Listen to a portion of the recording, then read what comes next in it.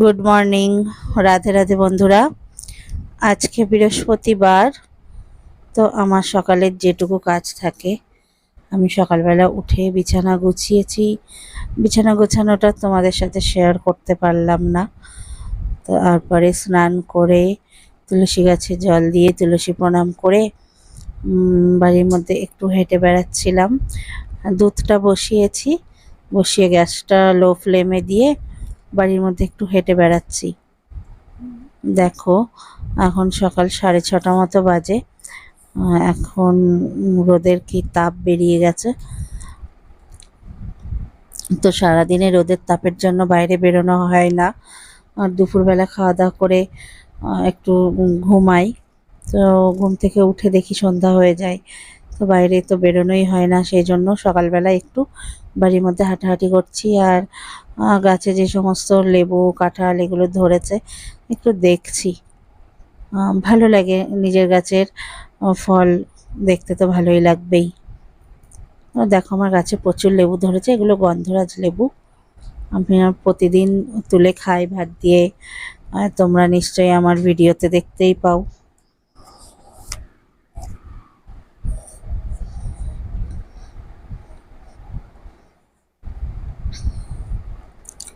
তো বেলা যত বাড়বে রোদের তাপও তত বাড়বে, তখন আর আমি বাইরে বেরোই না।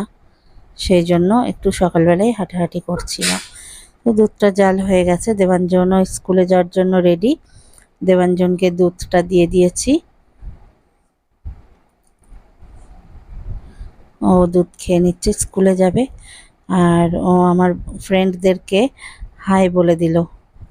আর আমিও বসে পড়েছি চা খেতে। সকালবেলা 1 কাপ চা সারাদিনের শরীরে এনার্জি যোগায়, তাই না বন্ধুরা? তো বসে থাকলে হবে না, সকালে খাবার রেডি করতে হবে। তো ফ্রিজে 3 পিস মাংস ছিল, মাংসের সঙ্গে 3 পিস আলু আর একটু গ্রেভি ছিল। তো ভাবলাম তাহলে একটু পরোটা বানাই, আর মাংসের ঝোলটা দিয়ে খেয়ে নেবে। তো দেখো, এখানে আমি ঘি ব্রাশ করে করে পরোটাগুলো এইভাবে ভেজে নিচ্ছি। দেবাঞ্জন স্কুল থেকে চলে এসেছে, ওর খাবারটাই আগে আমি রেডি করছি। দেবাঞ্জন তো পরোটা খেতে খুব ভালোবাসে, ও 5টা পরোটা খায়, 5টা 6টা 4টে এরকম খায়। আর এই যে মাংস, এটা দিয়ে সকালবেলায় আমরা আজকে খাওয়া দাওয়া সেরে নেব। 3টে মাংস 3টে আলু আছে, তো সবাই একটা একটা করে খাবো, একটু করে গ্রেভি নেব, খাওয়াটা হয়ে যাবে। সকালের খাওয়া আর কি লাগবে, ঘিয়ে ভাজা পরোটা চিনি দিয়েও খাওয়া যায়। তো দেবাঞ্জনকে খেতে দিয়ে আমি তিতলির পরোটাটা বেলে নিচ্ছি। গরমে দেখতে পাচ্ছ আমার চোখ মুখের অবস্থা নাজেহাল, তাও তো ফ্যানের সামনে বসে পরোটাগুলো বেলে নিচ্ছি আমি।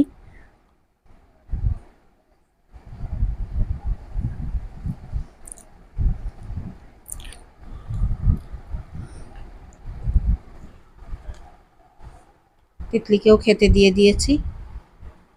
তিতলিরও প্রিয় খাবার, দেবাঞ্জনেরও প্রিয় খাবার ঘিয়ে ভাজা পরোটা, তার সঙ্গে ঘুগনি হোক, মাংস হোক, আলু চচ্চড়ি হলেও ওদের প্রিয়।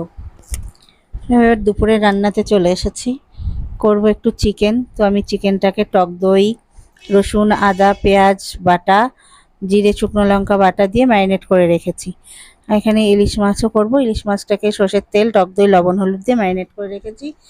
আর বেলে মাছের ঝাল করব, এটা আজকের জন্য নয়, এটা হচ্ছে একাদশীর দিনে আমার শাশুড়িকে দুপুরবেলায় দিতে হবে, তো আমি করে ফ্রিজে রাখবো। আর মাংসের জন্য পেঁয়াজ কুচিয়ে নিয়েছি, ফোড়নে লঙ্কা জিরে এগুলো নিয়েছি। আর এটা হচ্ছে ইলিশ মাছের মশলা।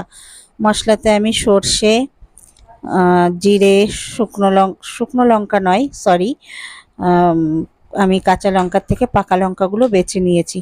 আর দিয়েছি একটু পোস্ত, একটু চারমগজ দিয়ে খুব সুন্দর করে একটা মিহি মশলা তৈরি করে নিয়েছি।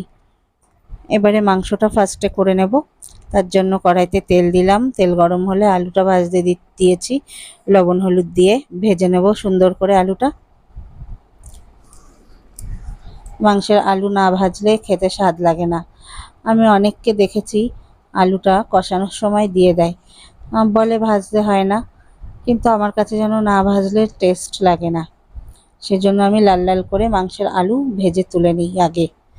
আর ওপাশের হাঁড়িতে তো আমার জল ফুটছে রান্নার জন্য।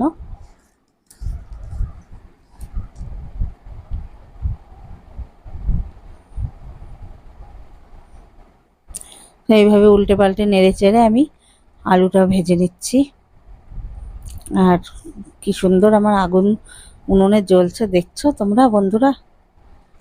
আগে মাংসটা করছি তার কারণ হচ্ছে পরে যে নিভনে জালটা থাকবে না, কয়লা কয়লা আগুন থাকবে, তাতে আমি ইলিশ মাছটা ভাপাবো। তো তেলের মধ্যে জিরে, শুকনো লঙ্কা, তেজপাতা ফোড়ন দিয়ে পেঁয়াজটাকে দিলাম ভাজা ভাজা করার জন্য। পেঁয়াজটা ভেজে নেব।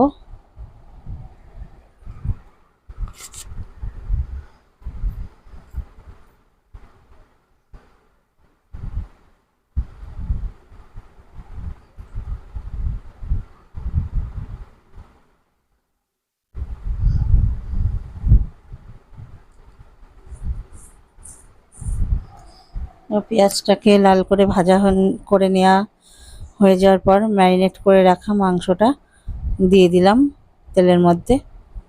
এবার খুব সুন্দর করে নেড়ে চেড়ে কষিয়ে নেওয়ার পালা।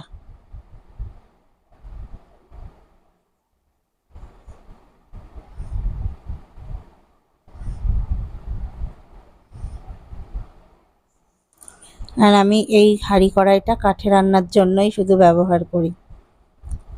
তো মাংসটা দেখো আমার প্রায় কষা হয়ে গেছে। এইভাবে আমি মাংসটাকে কষিয়ে নিয়েছি। আমার হাঁড়িতে জল ফুটছে, ফুটন্ত জলই আমি এবারে মাংসের মধ্যে ঢেলে দেব।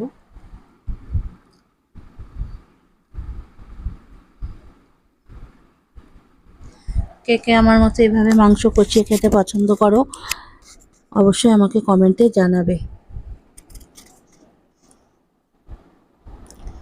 তো মাংসটা জল দিয়েছি, ফুটছে, সেই ফাঁকে আমি ইলিশ মাছটা রেডি করে নিচ্ছি। তো ম্যারিনেট করে রাখা মাছটা আমি যে কড়াইতে ভাপাবো তাতে আমি ঢেলে নিচ্ছি।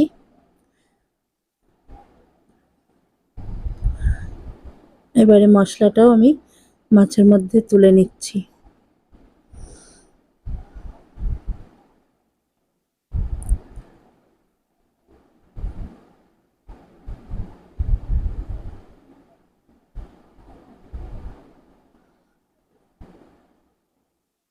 মশলাটা তুলে নেওয়া হয়ে গেলে দেব পরিমাণ মতো লবণ, হলুদ,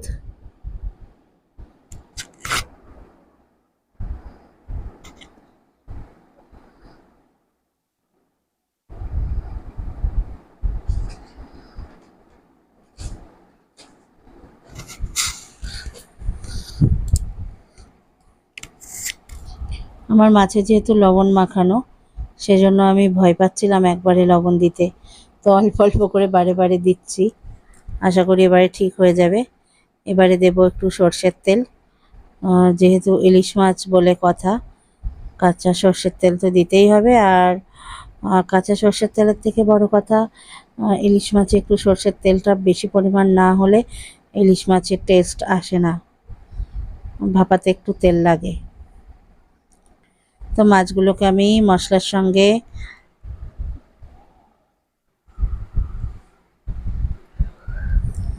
ভালো করে মাখিয়ে নিচ্ছি, তেল, লবণ, হলুদ, মশলা সব কিছুর সাথে। মাছে তো আগে থেকে লবণ হলুদ মাখানোই ছিল। লবণ হলুদ আর একটু সর্ষের তেল আর টক দই দিয়ে ম্যারিনেট করা ছিল। তো আমার মাখিয়ে নেওয়া হয়ে গেছে। আমার হাতে যে মশলাটুকু লেগেছিল সেইটুকু ধুয়ে আমি যে জলটুকু দেওয়া যায় সেটুকুই জল দিয়েছি, জল আমি বেশি দিইনি। তো এবারে বসিয়ে দিয়েছি, দিয়ে আর একটুখানি সর্ষের তেল আমি ওপর থেকে ছড়িয়ে দেব। আর এই যে আগুন, আমি কোনো কাঠ দিইনি উনুনে, যে কয়লা কয়লা আগুন আছে তাতেই আমি মাছটা ভাপিয়ে নেব।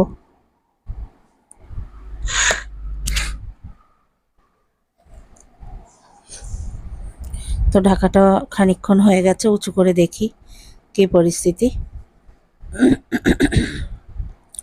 তো খুব সুন্দর একটা স্মেল বেরিয়েছে, আর খেতে আশা করি অসাধারণ হবে। আর চলে এসেছি, আজকে রান্নাবান্না রেডি হয়ে গেছে।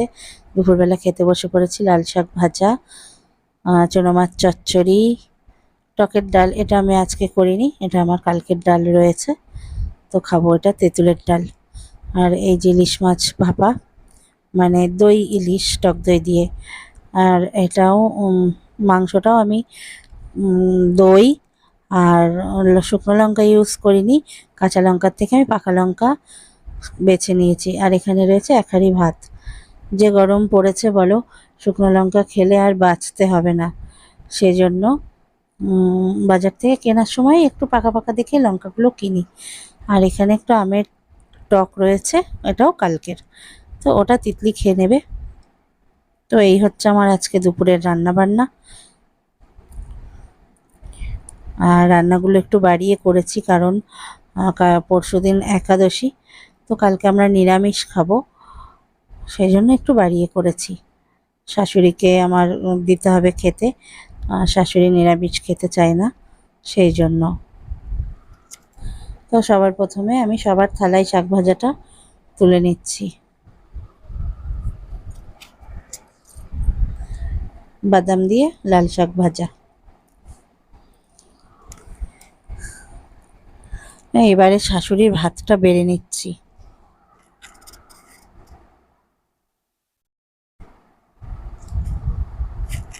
আগের দিন আমি ইলিশ মাছের মাথা দিয়ে কচু শাক রান্না করেছিলাম, তো আমার শাশুড়ি আমাকে খুব বকাবকি করেছিল যে ওনাকে নাকি মাথা খেতে দেওয়া হয় না, সেই জন্য আজকে ওনাকে মাথাটা দেব। আর আমি মাছটা কাটার সময় সেভাবেই কেটেছি, মাথায় এক পিস মাছ আমি বাঁধিয়েই কেটেছি ওনাকে দেওয়ার জন্য। তো ভাত দেওয়ার পরে দিচ্ছি ডাল, চুনো মাছ চচ্চড়িটাও আমি দিয়ে দিয়েছি পাতে।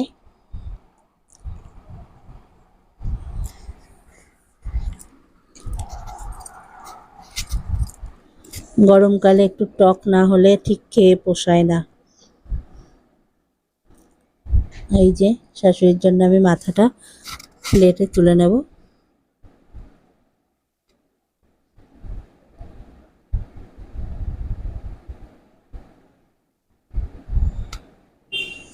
তো মাছের মধ্যে আমি যে কাঁচা লঙ্কাগুলো দিয়েছিলাম আস্ত, সেই লঙ্কাগুলোই খুঁজে বেড়াচ্ছি ওনাকে একটা দুটো দেবো বলে। অবশেষে পেয়েছি, তো এবারে গ্রেভিটাও তুলে দিচ্ছি। আর এরকম কি সুন্দর চারিপাশ থেকে তেল ছড়িয়েছে না মাথার, আমার শাশুড়ি এরকম দেখলে সেই খাবারটা খুব পছন্দ করে। তো তিতলি এবারে নিয়ে যাচ্ছে ওনার খাবার। আজকের ভিডিওটা এই পর্যন্ত, দেখা হবে নেক্সট ভিডিওতে আবার।